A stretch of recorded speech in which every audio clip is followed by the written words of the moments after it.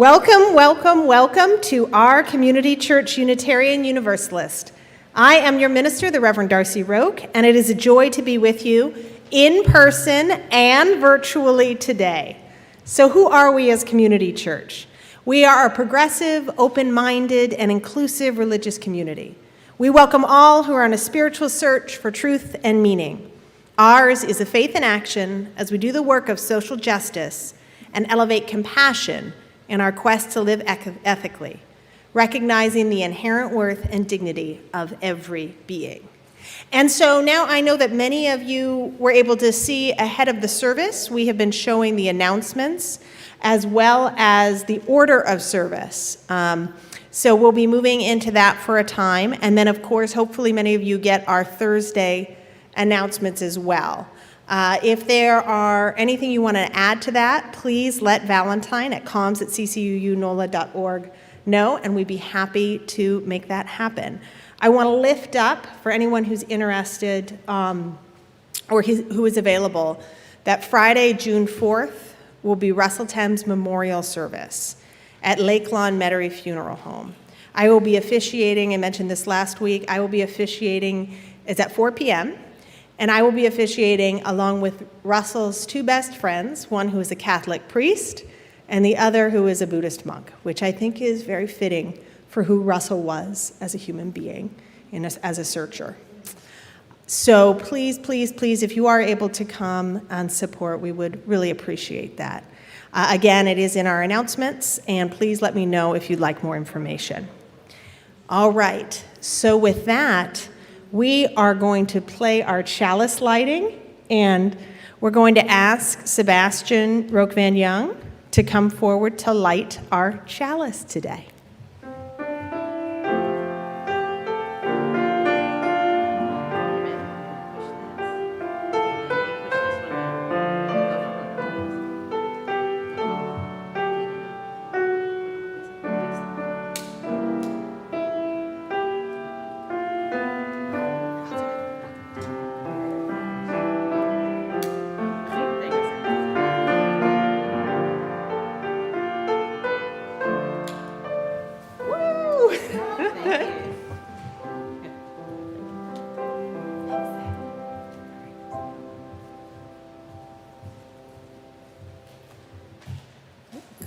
Good morning, everyone. Ooh, this is loud.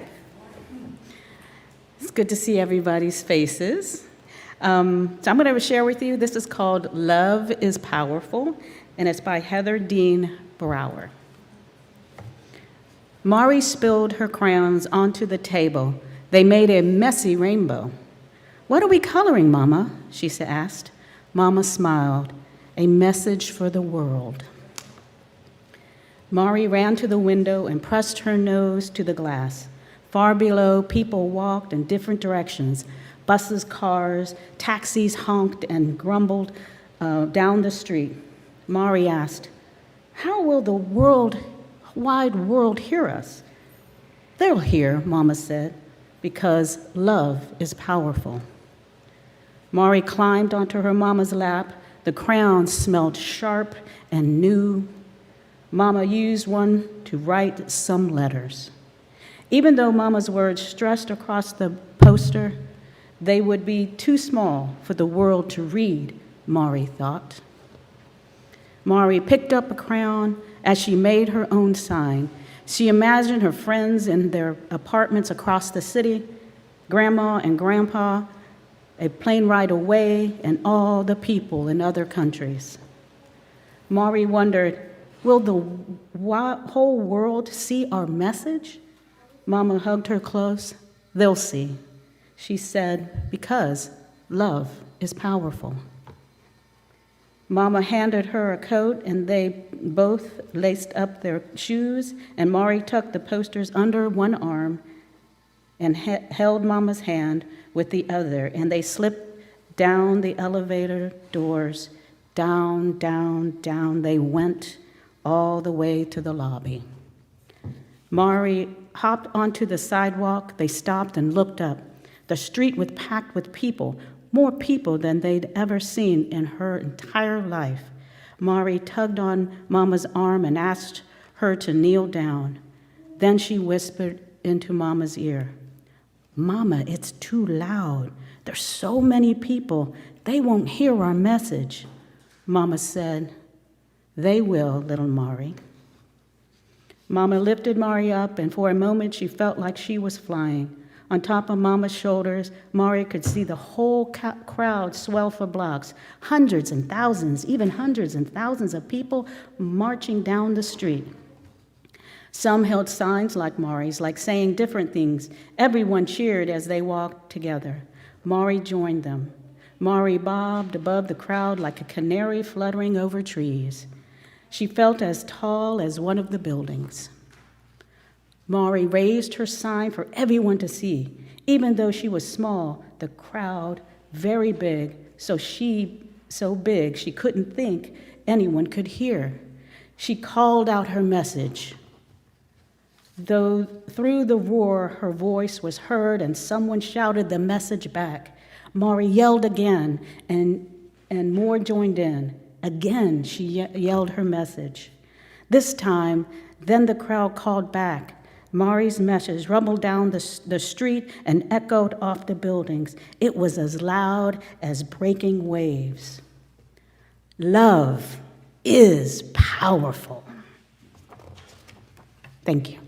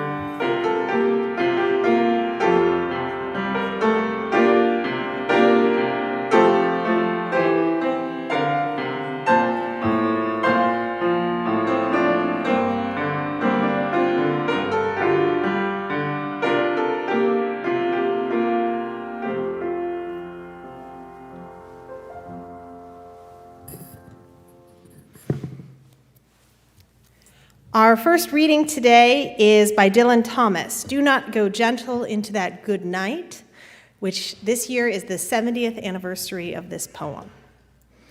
Do not go gentle into that good night. Old age should burn and rave at close of day. Rage, rage against the dying of the light. Though wise men at their end know dark is right because their words had forked no lightning, they do not go gentle into that good night. Good men the last wave by, crying how bright their frail deeds might have danced in a green bay. Rage, rage against the dying of the light. Wild men who caught and sang the sun in flight and learned too late they grieved it on its way. Do not go gentle into that good night. Grave men near death who see with blinding sight, blind eyes could blaze like meteors and be gay, rage, rage against the dying of the light. And you, my Father, there on the sad height, curse, bless me now with your fierce tears, I pray. Do not go gentle into that good night. Rage, rage against the dying of the light.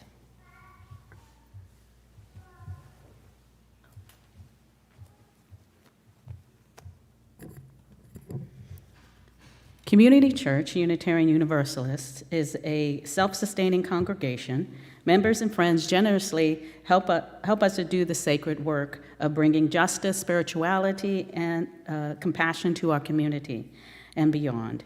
You can give online at CCUUNOLA.org/stewardship/ or is it /, or by text at 504-370-2659 and text GIVE. You can also send a check to CCUU at 6690 Fleur de Lis Drive, New Orleans, Louisiana, 70124.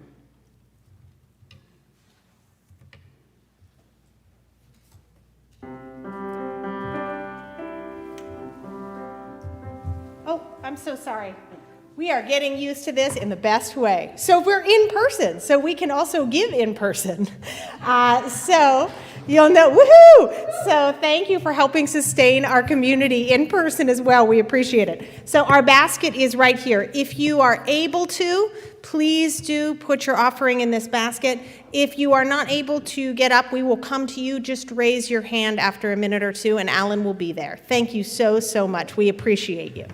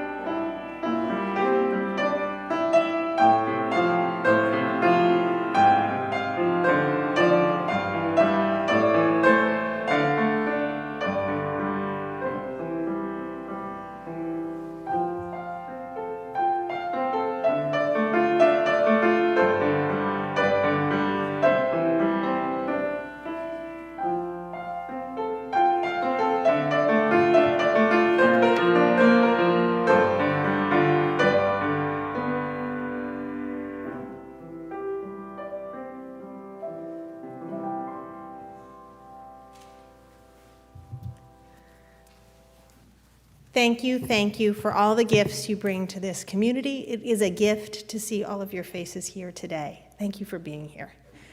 And with that, we are now going to move into our sacred time of joys and sorrows. And as we said, as we transition into this new space, we have new ways that we are doing this. So you may have seen as you came in, there is a box with joys and sorrows. We are going to have a musical interlude. So if you were not able to put your joy or sorrow into the box, which the cards will be brought to me, please do so in the next couple of minutes. There is still time, and I will read them from the pulpit. To our wonderful folks online, we have Facebook and YouTube up as well. And so please put your joys and sorrows in the chat box. People have already been doing that so that we are broadening our community as well, and I will read those as well. Finally, we are trying a new thing. Tell me what you all think. In your weekly newsletter, there is a way that you can press a button and put in your joy and sorrow, and we will be able to follow up with that as well. And so, now is our time for sacred joys and sorrows, where we lift up all that is bringing us joy and happiness in this community together, as well as online. And it is also a time for us to share as needed our deepest sadness, our deepest sorrow, knowing we are not alone. Now is our time for joys and sorrows.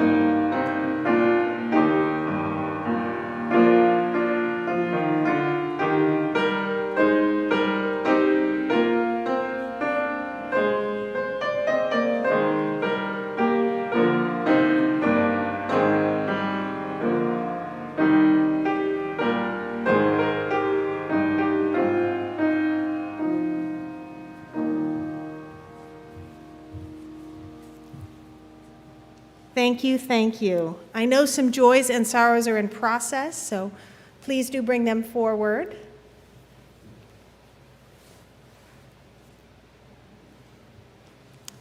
Thank you. All right, we have a joy. My sister is pregnant, number 2. Congratulations. Red, is that all right? Yeah, congrats, Red. With a baby boy due in October. So, Red, so she suffered with a miscarriage previously, so this is a really great joy. We are so grateful. Jacqueline Luck writes of joy for Reverend Darcy's ministry. Thank you. Joy for grandchildren. I'm off to see them in June. A great joy indeed. And joy for baby August singing with the piano this morning. Yes, absolutely. Yeah. We're going to have some joy as well with children in our services this summer, and I want to thank you all. Cynthia did I have a joy too for our inclusiveness. Cynthia did these beautiful pew packs that, as you can see, Sebastian is modeling for us right now. Kat writes that I've been dealing with a lot of sleep deprivation, and it's taken a toll on me physically and mentally. We light a candle in love and care. For all of us that are holding that, and Kat, we care. Regina writes that she's sad to hear about the death of Eric Carle, one of my favorite children's authors. Hungry, Hungry Caterpillar, yes. And thank you to him, and gratitude too to him for all that he brought. I'm going to take this moment again to light a candle for Russell, because there was so little time that we were able to do that. Of his incredible life, and a reminder, too, of the importance of community, as one of our wonderful members reminded me that Russell's service is on Friday, June 11th at 4 p.m. As in all things right now, I'm blaming the pandemic brain, so I'm just saying. But Friday, June 11th at 4 p.m., there's also going to be a second line. It's going to be really beautiful. We hope you can join us. A joy from Elise online. Hi, Dorothy.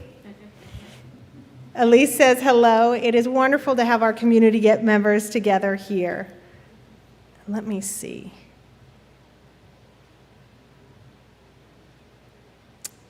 So with that, I'm going to light 2 more candles. One candle for all the joys that are still bubbling up for folks. As we come into new spaces, as we take up conversations a year and a half later, as we start to actually learn how to live anew and in a new reality that has changed, I want to have joy for us trying and working and learning together. Thank you for being here, and thank you for being a community church. And of course, for all the sorrows with that as well. The time that we feel might have been lost, or the time that has been difficult and is still difficult. May we know that as we come together, we can lament and grieve and show sorrow as a community together. Thank you all.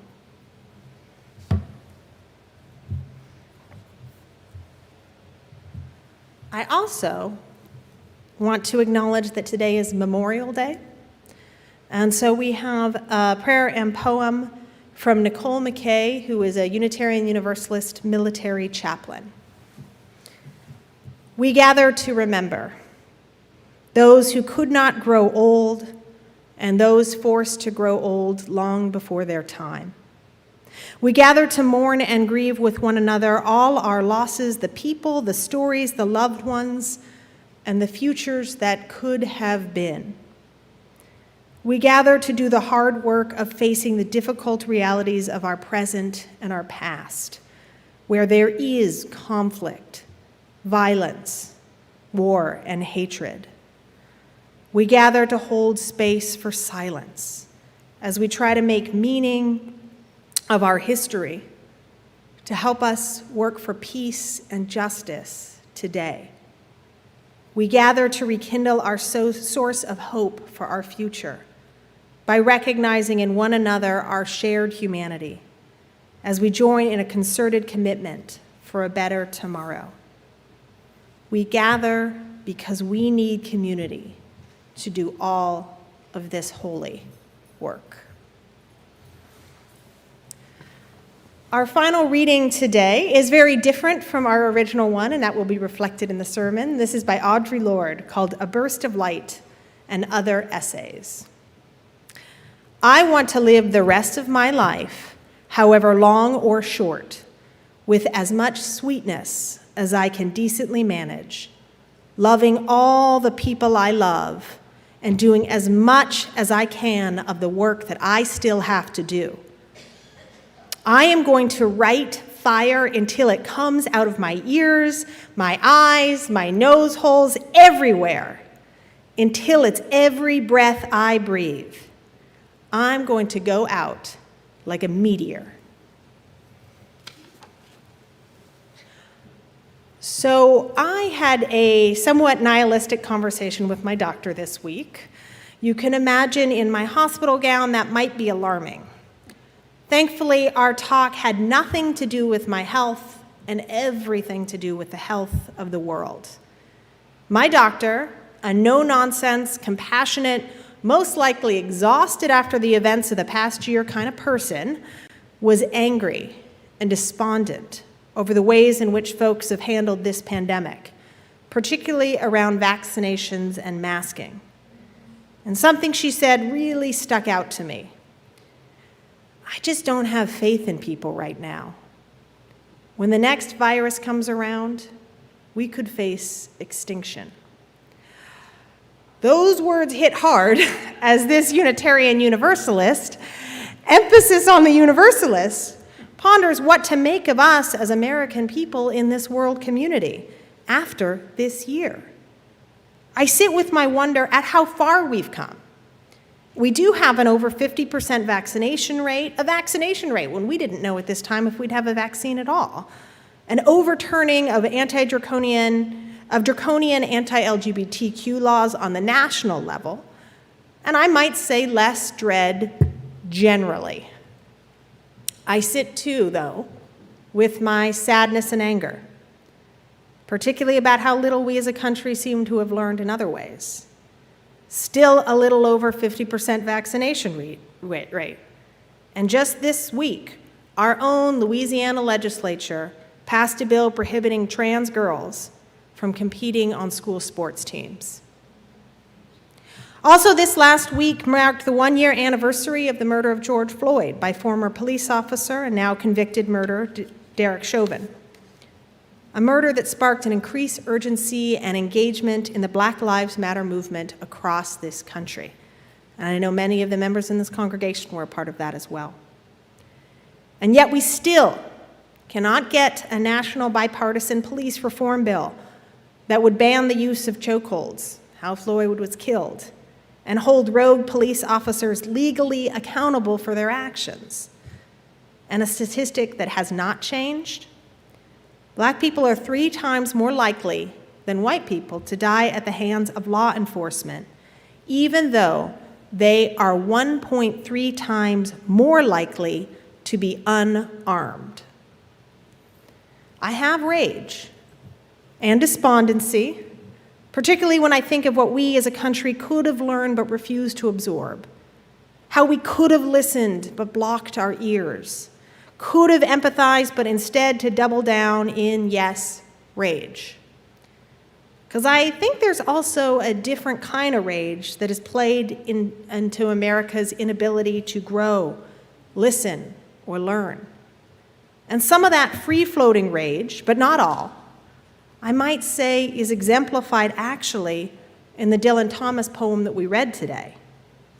As former New York State poet Marie Howe noted to NPR on the occasion of the 70th anniversary of this poem, with a note about this year in particular, I don't know that it's about the dying of a light that we have to rage about.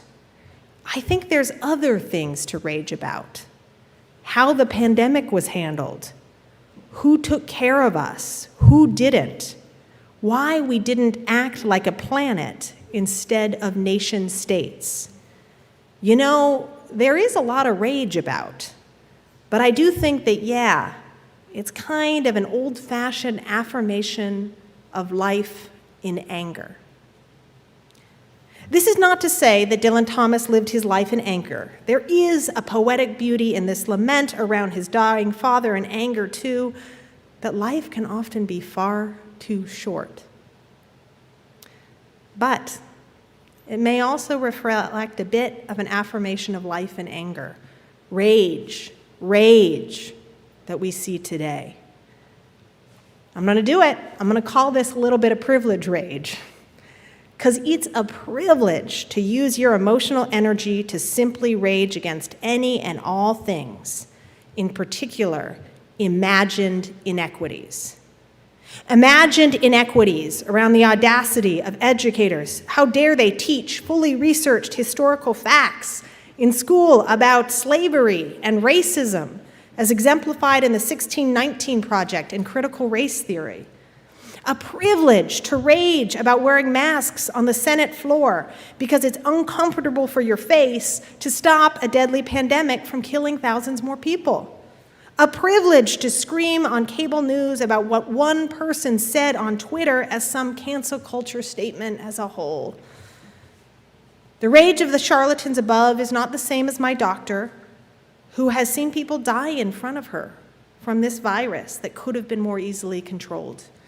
The rage of these charlatans is not the same rage that I feel when I'm still in the throes of fighting the billing department of a local New Orleans hospital, continually denying coverage of a covered medical procedure, i.e. giving birth.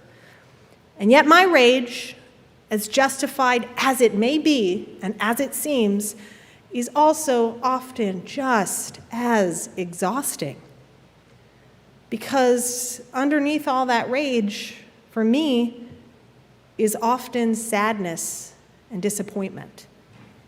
The Universalist, in particular, in me, wants to believe, as vaunted UU minister Forrest Church wrote, that in a sweeping answer to creeds that divide the human family, Unitarianism proclaims that we spring from a common source. Universalism, that we share a common destiny. That we are brothers and sisters by nature, our Unitarian and especially our Universalist forebears affirmed as a matter of faith. Unitarianism, by positing a single God. Universalism, by offering the promise of a shared salvation. I look around in anger or rage sometimes because that feels so very far from the truth today.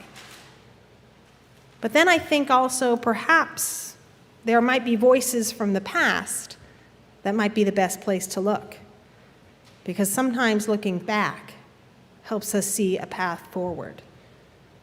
So Roman emperor and profound Stoic philosopher Marcus Aurelius, he was a very busy man, helped me begin to untangle my own rage when he wrote of reconciling my hopes for other people with the realities of who they are. As he wrote,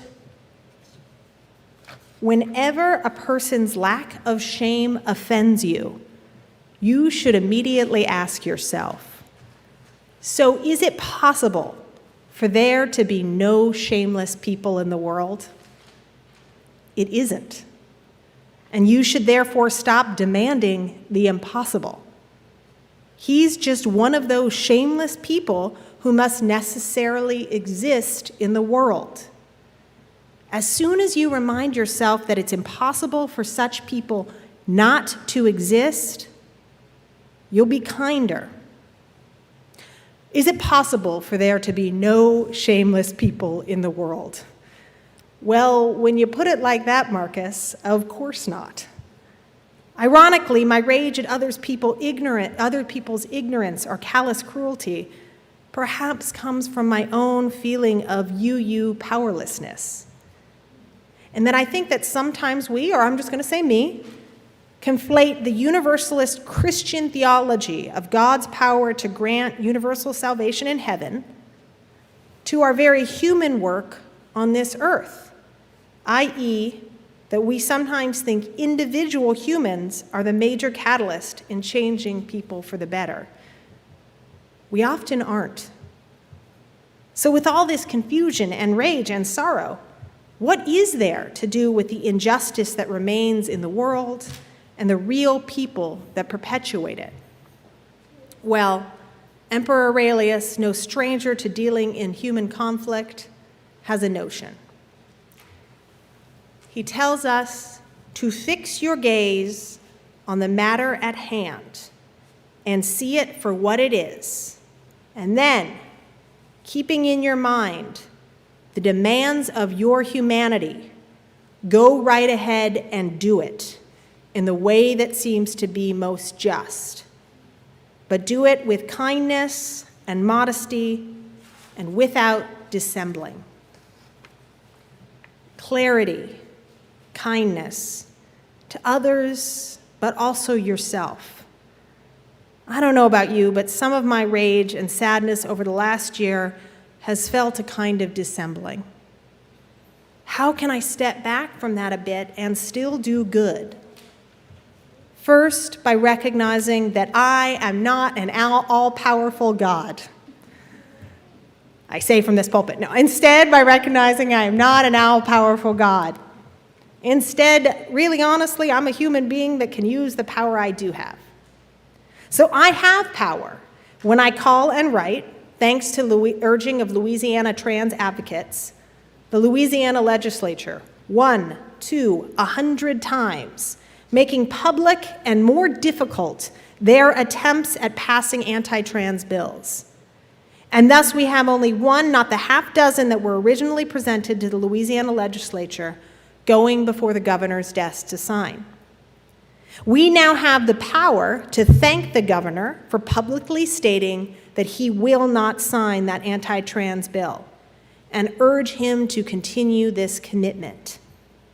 I have power when I use my time to focus on reproductive rights, health, and justice in ministry, study, and writing, as hard as it is to let go of other things and communities, to enact culture change for folks that can be moved to recognizing the life-giving and life-saving tenets of repro justice. Because change in folks does happen, it does, just not on our timetable. I have power when I'm vaccinated and can help ensure others have access to the vaccine. And in spaces where I have a voice, to ensure that the health of the whole community is paramount. And as for bigger things that we have little to no power over, death, for example, how do we not let unmediated rage, that rage against the dying of the light, take over? How do we not let rage become our primary emotion, stopping us from experiencing all that comes with being alive and may also be part of the dying process, including rage, but also empathy, compassion, grief, and love? Poet, feminist, and civil rights champion Audre Lorde, right before her 50th birthday, was informed she had liver cancer. And initially, instead of rage, Lorde, as evidenced in her journal entries of that time, felt fear, but also curiosity about her fear, and hope to get beyond it too. As she wrote in her journals, beautifully highlighted by author Maria Popova in her newsletter Brain Pickings, I want to write down everything I know about being afraid. Do not let me die a coward, Mother, nor forget how to sing, nor forget song is a part of mourning, as light is a part of the sun. Lorde took her fear and explored, not only in her writing, but in traveling and justice work, the power she still held in a powerless, seemingly unfair situation. As she continued to travel with her diagnosis, Lorde wrote, "I am saving my life by using my life in service of what must be done." Tonight, as I listened to the ANC speakers from South Africa at the Third World People's Center here, I was filled with a sense of commitment as a survival weapon. Lorde goes on, "We all have to die at least once. making that death useful would be winning for me. I wasn't supposed to exist anyway. Not in any meaningful way in this messed up white boy's world. I want desperately to live, and I'm ready to fight for that living, even if I die shortly. Just writing these words down snaps everything I want to do into neon clarity. For the first time, I really feel that my writing has a substance and a stature that will survive me. Lord lived almost a decade after her diagnosis, long enough to see the widespread impact of her words, to be elected Poet Laureate of New York, and long enough, too, for that non-Unitarian Universalist poet to share some true grounded understanding about what true embodied universalism might look like to this UU community. Not from the perspective of God, but from a wholly unique and yet universal human place of suffering, authenticity, joy, compassion, lament, some righteous rage too, all of it.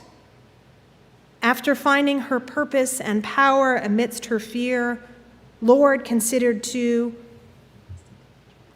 how that power might extend to all of us, far beyond our far too short lives. Where does our power lie?